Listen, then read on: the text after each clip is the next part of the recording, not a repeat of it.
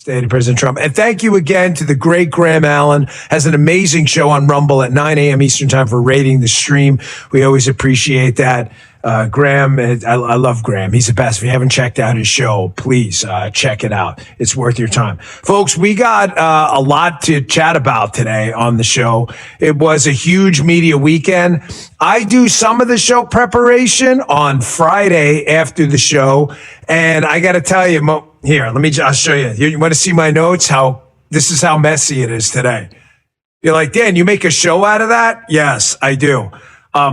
In case you're wondering, in the margins, that's all the new stuff, which is basically the whole show. So almost everything I did on Friday has now been outdated because it was a massive dump of what was known as the Epstein case files over the weekend. A lot of information is out there now, which is a good thing, has always been a good thing to get more information. However, some of the information you'll see has led to some issues that I don't think a lot of lawmakers had anticipated when they asked for what they asked for. I'll show you what I mean on that. You got a quick update on the Guthrie case. I'll be on Sean Hannity's show tonight if you want to watch, 9 p.m. Eastern Time on Fox. Check that out. And also, President Obama back in the news again, not just because his fixer, Catherine Rumler, was in the news on Friday regarding the Epstein files, but his comments on aliens.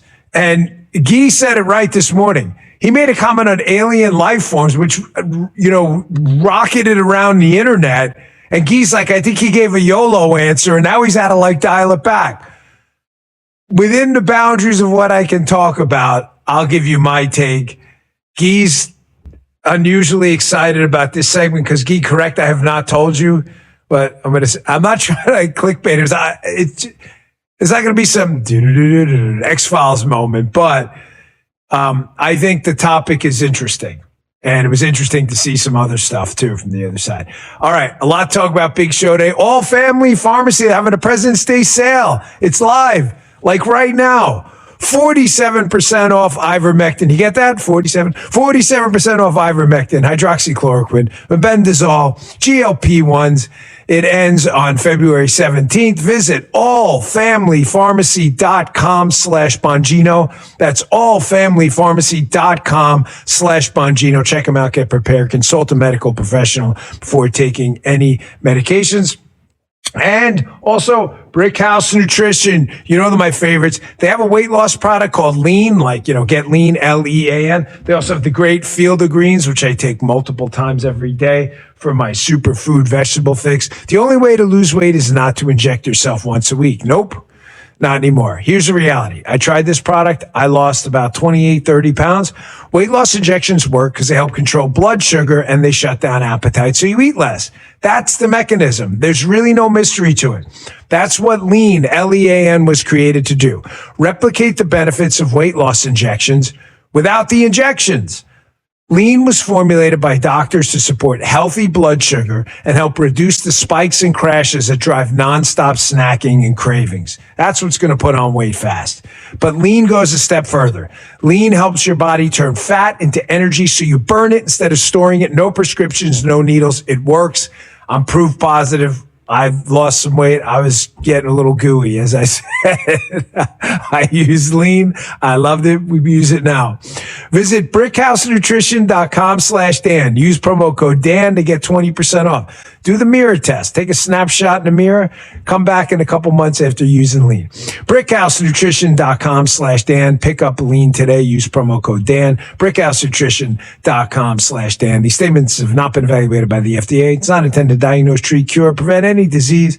It's not a substitute for or alternative for care from a healthcare provider. Guy, let's go. Now, you saw a massive dump of what's known as the Epstein case file this weekend. This is almost unprecedented in American history, letting this information out there. There's going to be a lot of strong opinions on it. Good. That is the best part of living in a constitutional republic, that this stuff is not hidden.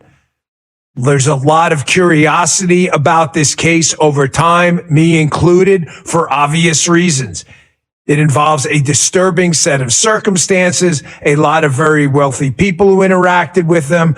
However, There is process in this country. There is a process because innocent people are entitled to a trial until they are proven guilty. And therefore, we don't typically do this. However, given the interest in the case, I think on net, positives and negatives, it is a net positive that you're able to look at this and see this so we can you can see what happened behind the scenes. Here's what I mean. Now, do you understand, though, however, given the Epstein Files Transparency Act, why this thing and the writing of it was done so poorly? I'll put up the New York Post article first, and then I'll put up this tweet, and it'll make more sense. Here's a New York Post article about what happened when redactions aren't done correctly. The law there was no context provided for a lot of these redactions. So now you see this. California lawmakers Epstein bombshell outs 4 random guys with no connection to sick billionaire pedophile. These were 4 guys who were just in a photo lineup. In other words, they were just asked to participate in a photo lineup. That's how it works. Those of you with law enforcement, let me look in the chat. Those of you with, refresh there. Those of you in the chat who are in law enforcement, you know how this works. You pick people for a photo lineup. Sometimes you pay them. They're not in any way associated with the case. If you have a suspect, you pick that suspect and whatever, 5 or 6 others who look close to the suspect. You may pay them for the day, whatever. They have nothing to do with the case at all. That's why there was a back and forth. I feel like I owe you context on this, having lived through this thing and having dedicated hundreds, upwards of close to 1,000 people between FBI and DOJ into getting the information out there and fighting for that. It was like a big public spectacle. I mean, everybody remembers. But now do the emails make sense? Why day one in office, me that is, March 17th. You can see the emails yourself. People are forwarding me emails on what this redaction process looks like. This is why. Because some of these people were in there. Here's another example of why a redaction process, this is unrelated to the Transparency Act legislation. There was material in the file that was downloaded from the internet. It was not produced by Epstein or anyone in that Epstein. It was not, I don't know how to describe it, like original material. It was downloaded pornography from the internet, whatever, porn.com or whatever websites, who knows what they were. It was just downloaded porn. There was a lot of it. You can't put that out there.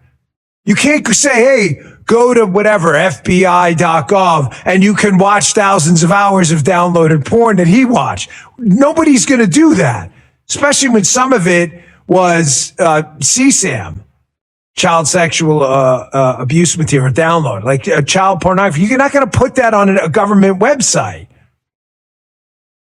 That's why there was a redaction process.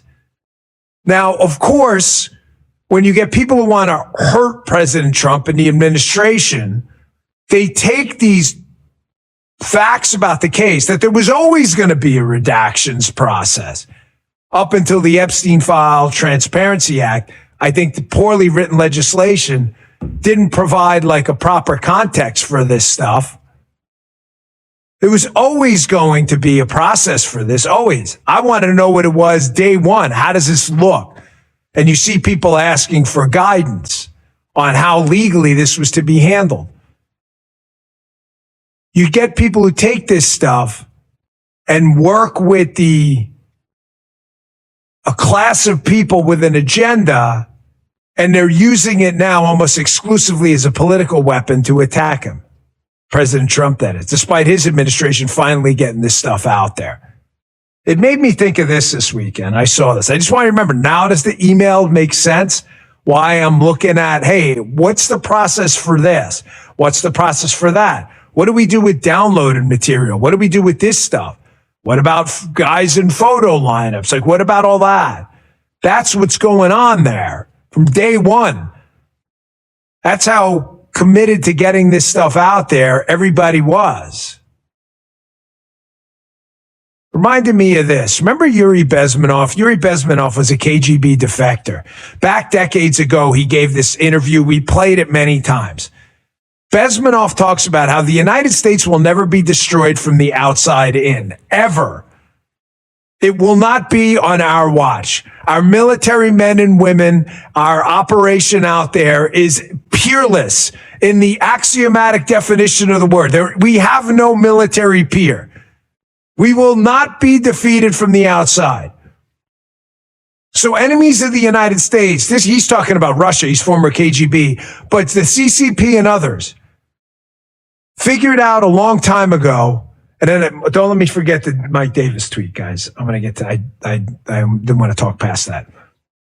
But this is Bezmenov talking about how when you overload, this is what's happening now. Pay close attention to this next part. This is really important. What's happening now is people are overloading you with information, but underwhelming you with facts. And what happens is it clouds the space and you can't filter through relevant information or not. The essence of a criminal investigation is taking a massive swimming pool of information and finding that penny at the bottom of the pool. You look everywhere, you're never going to find it. You put on a set of goggles and you look down, you see a little copper spot at the bottom. Oh, now I know to look right there.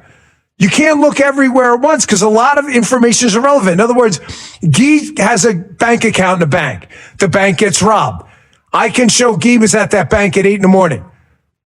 If I say to you, Guy was at the bank the day it was robbed, that's information. You think, oh my gosh, that seems relevant. Guy could have robbed the bank.